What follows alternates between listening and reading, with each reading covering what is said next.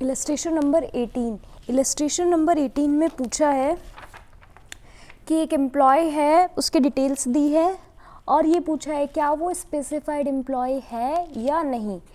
तो उसके लिए हमें पता होना चाहिए स्पेसिफाइड एम्प्लॉय कौन होते हैं। तो देखो, स्पेसिफाइड एम्प्लॉय के लिए 3 कंडीशन है। स्पेसिफाइड एम्प्लॉय कौन कौन हो सकते हैं? Beneficial owner of equity shares carrying 20% और more voting rights in the employer company.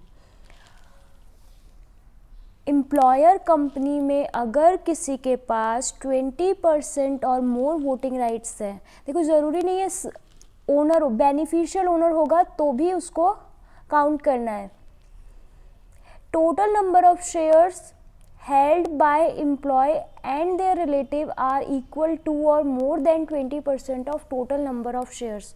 Employ और उसके रिलेटिव के पास अगर टोटल नंबर ऑफ शेयर्स का 20% या उससे ज़्यादा है तो भी उसको स्पेसिफाइड एम्प्लॉय माना जाएगा। इसके बाद थर्ड केस है एम्प्लॉय जो फर्स्ट और सेकंड कैटेगरी में नहीं है। ऐसा एम्प्लॉय जो फर्स्ट और सेकंड कैटेगरी में नहीं आता है, उस एम्प्लॉय के केस में उसकी मॉनेटरी टैक्सेबल सैलरी अगर 50,000 से ज़्यादा है तो वो स्पेसिफाइड एम्प्लॉय है। अब ये 50,000 की लिमिट कैलकुलेट करने के लिए क्या देखना है? तो for calculating this the followings are included: basic salary, bonus and commission और all taxable allowances including dearness allowance. ठीक है, basic, bonus, commission, all taxable allowance including dearness allowance. इसके अलावा taxable part of partly taxable allowance, taxable part of partly taxable allowance को भी लेना है। सिर्फ टैक्सेबल पार्ट, पार्टली टैक्सेबल की कौन कौन, पार्टली टैक्सेबल अलाउंस में कौन कौन से आते हैं? House rent allowance, children education allowance, children hostel expenditure, फिर tribal area allowance, allowances allowed to transport employees. तो ये सब आते हैं पार्टली टैक्सेबल में, तो उनका सिर्फ टैक्सेबल पार्ट लेना है। Next, taxable perquisites which are provided in cash. देखो, ऐसे परक्यूसिट्स नॉर्मली वो होते हैं जो फैसिलिटीज़ दी गई, पर कभी कभी एम्प्लॉयर क्या करता है, एम्प्लॉय को का पेमेंट होता है जो उसका जो बर्डन होता है उसको पे कर देता है कैश में, ऑब्लिगेशन को पे कर देता है कैश में, तो सिर्फ उसका टैक्सेबल पार्ट लेना है। ठीक है, taxable amount of earn leave salary, pension, gratuity, compensation, ये सब हमको लेने हैं।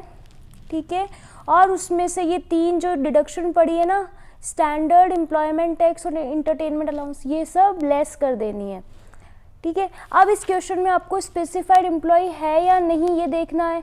तो ये देखो, क्या शेयर्स की कोई इन्फॉर्मेशन गिवन है? शेयर्स की कोई इन्फॉर्मेशन गिवन नहीं है। तो फिर अब हम सिर्फ कैसे कैलकुलेट करेंगे? 50,000 की लिमिट चेक करेंगे। तो देखो, वैसे तो इसकी बेसिक सैलरी ही 50,000 हो चुकी है, तो ये तो 50 और प्लस 30 वैसे ही स्पेसिफाइड एम्प्लॉय है। लेकिन फिर भी आपको अब जब क्वेश्चन में पूछा है तो पूरा कैलकुलेशन करके बतानी पड़ेगी।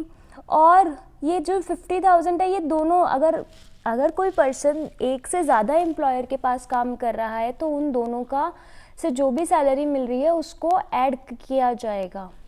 ठीक है, तो अब देखो सॉल्यूशन में डायरेक्ट देखते हैं। Computation of taxable cash emoluments of mister Raman. Basic salary दोनों की ऐड कर दी, 50,000 and 50,000 from RBD and 30,000 from ABD, तो ये 80,000 आ गया। डियरनेस अलाउंस दोनों का ऐड कर दिया तो ये 20,000 आ गया। Education allowance of 2 children, education allowance क्या है? पार्टली टैक्सेबल अलाउंस है, इसका सिर्फ टैक्सेबल वैल्यू लिया जाएगा। तो इसकी लिमिट क्या होती है?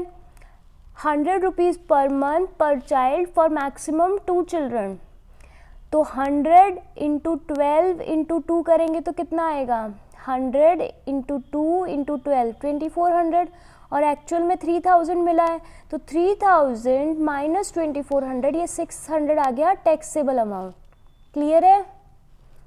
इसके बाद आगे देखो, reimbursement of bills of light and gas 2400 and इसमें कितना है, इसमें कुछ नहीं है तो ये 2400।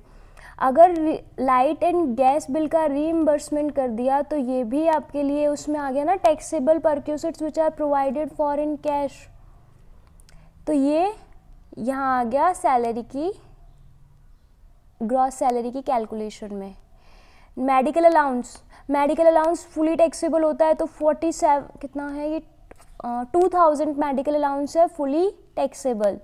नेक्स्ट है रीइंबर्समेंट ऑफ मेडिकल बिल्स, अगर रीइंबर्समेंट ऑफ मेडिकल बिल्स है तो ये भी लिया जाएगा तो 4700 यहाँ आ गया। इसके बाद employers contribution to RPF, employers contribution to RPF ये हमने नहीं पढ़ा है सैलरी की कंप्यूटेशन में। देखो सैलरी में क्या क्या लेना है, सिर्फ basic, bonus commission, all taxable allowance including DA, taxable part of partly taxable allowance, taxable perquisites which are provided in cash. उसके बाद टैक्सेबल अमाउंट सिर्फ लेनी है अर्न लीव सैलरी की, pension, gratuity, compensation and leave travel concession. तो इसमें ये point नहीं है तो एम्प्लॉयर्स कंट्रीब्यूशन यहाँ नहीं लिया जाएगा। उसके बाद value of rent free accommodation, तो ये क्या है, ये फैसिलिटी है, ये कैश में नहीं मिली है। तो जब ये कैश में नहीं मिली है, हमको सिर्फ वो फैसिलिटी लेनी है जो एम्प्लॉयर ने कैश में प्रोवाइड करवाई हो, तो ये 5000 भी नहीं लिया जाएगा। तो यहाँ आ गई आपकी ग्रॉस सैलरी। तो ग्रॉस सैलरी है 1,09,700। अब ये कैलकुलेट करने के बाद हमको इसमें 3 डिडक्शन देनी है, standard deduction, entertainment allowance and employment tax. Question में कुछ नहीं गिवन है तो स्टैंडर्ड डिडक्शन तो कुछ कहा हो नहीं कहा हो, स्टैंडर्ड डिडक्शन दी जाएगी। स्टैंडर्ड डिडक्शन कितनी दी जाती है, तो स्टैंडर्ड डिडक्शन दी जाती है 50,000 और gross salary which ever is less. तो ग्रॉस सैलरी कितनी आई 1,09,700 और ये 50,000, तो दोनों में से कम 50,000, तो 50,000 की डिडक्शन स्टैंडर्ड डिडक्शन दे दी। तो ये आ गया आपका टैक्सेबल कैश एमोल्यूमेंट्स। तो ये 50,000 से ज़्यादा है तो इसका मतलब ये जो कौन है, mister Raman is a specified employ.